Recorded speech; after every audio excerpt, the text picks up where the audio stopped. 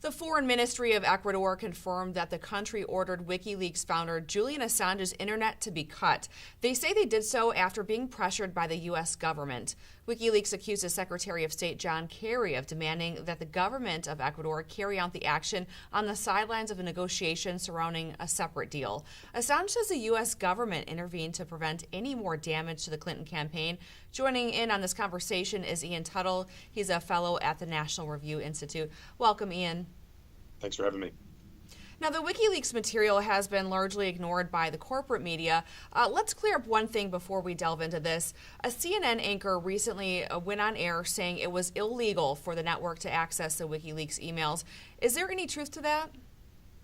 Not that I know of. I mean, it's all out there. It's all, it's all available to everybody. If I assume that if that were the case, then CNN would have refrained from commenting at all about Colin Powell's emails, which I don't recall them doing. Right. But there you go. Okay.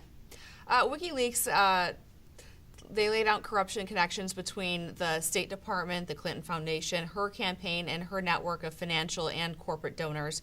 Was the State Department the only entity placing pressure on Ecuador to cut off Assange's internet access? It's a good question, and I don't think it's entirely clear. I mean, the State Department obviously working under the aegis of the White House. WikiLeaks released some emails from the president himself early today or on Thursday evening.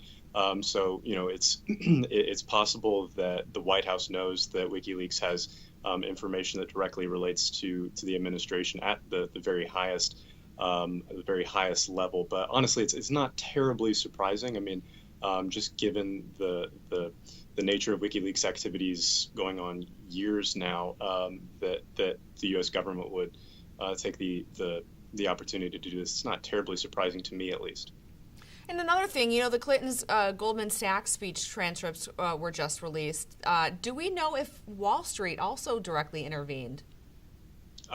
Who knows? I mean, look, there's certainly a lot of coordination at those very high levels. You know, it's really anyone's guess. I suppose you'd need a WikiLeaks to sort of leak that information at this point, but we don't have that. You know, in 2014, the government of Ecuador agreed to transfer more than half of its gold to reserves to Goldman Sachs for 3 years in an attempt to raise cash to cover a growing deficit brought on by the oil price collapse. Goldman Sachs does have considerable leverage, so I wouldn't be surprised to learn they did have something to do with it. Yeah, it's absolutely possible. I mean, look, there are two related phenomena here, perhaps. One is that there's just a Democratic administration that's completely behind the presumed successor who's being embarrassed by these leaks. You know, so I'm sure it's obvious that there's a political angle here. The other, though, is that WikiLeaks obtained all of this information illegally. And as we've seen with Bradley Manning and Edward Snowden and, you know, his relationship with Assange over the course of years, WikiLeaks has not been at all shy about releasing information that's damaging to national security interests. And so it's plausible that is an added concern for the administration as well. Marco Rubio broke from many in his party when he said that Republicans should not engage in the WikiLeaks discussion.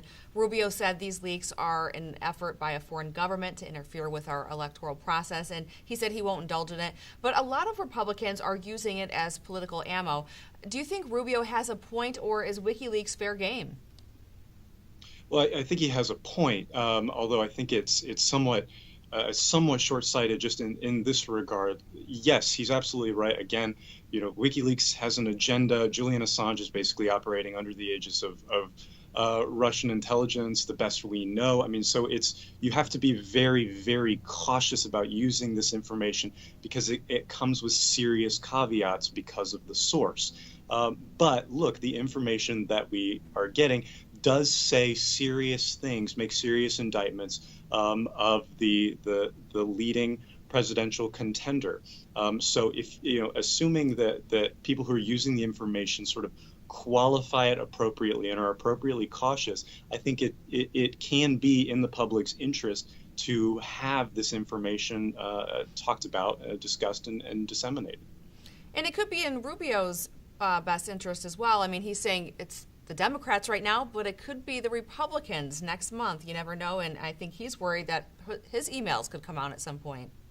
Well, yeah, and there's absolutely this question of sort of long-term hypocrisy. You know, if WikiLeaks or any of these other sort of quasi whistleblowing entities were to release Republicans' emails, documentation from behind the scenes in Republican circles, would the same people who are applauding WikiLeaks right now be applauding those actions in the future? So you run that risk if you're too enthusiastic right now. And would the same people who are suppressing it suppress it if it was turned around? You know, Facebook has admitted to blocking WikiLeaks.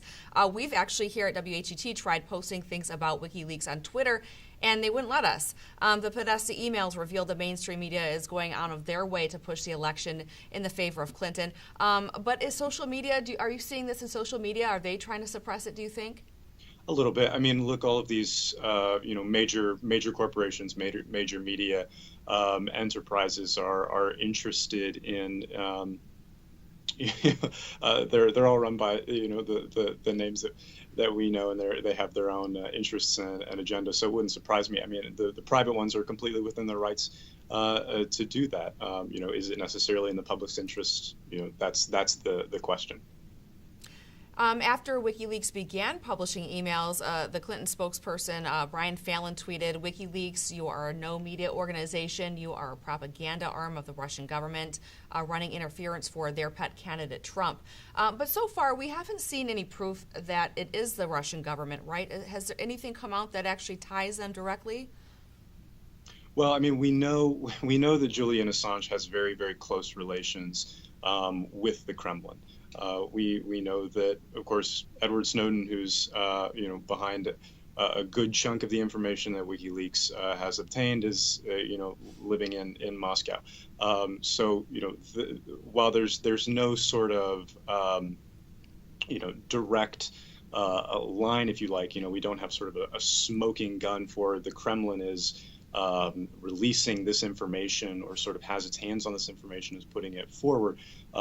There's very, very strong circumstantial evidence that Russian intelligence and the Russian sort of political establishment has a vested interest in what WikiLeaks is all about. So no smoking gun, as you said, highly circumstantial evidence there, but nothing that actually lays it out directly. The revelations contained in the WikiLeaks material have been downplayed by a lot of the media, which instead has mostly focused on Donald Trump's Access Hollywood tape and his other sexual assault allegations. So there's that. Ian Tuttle, thanks so much for joining us this evening. Thank you.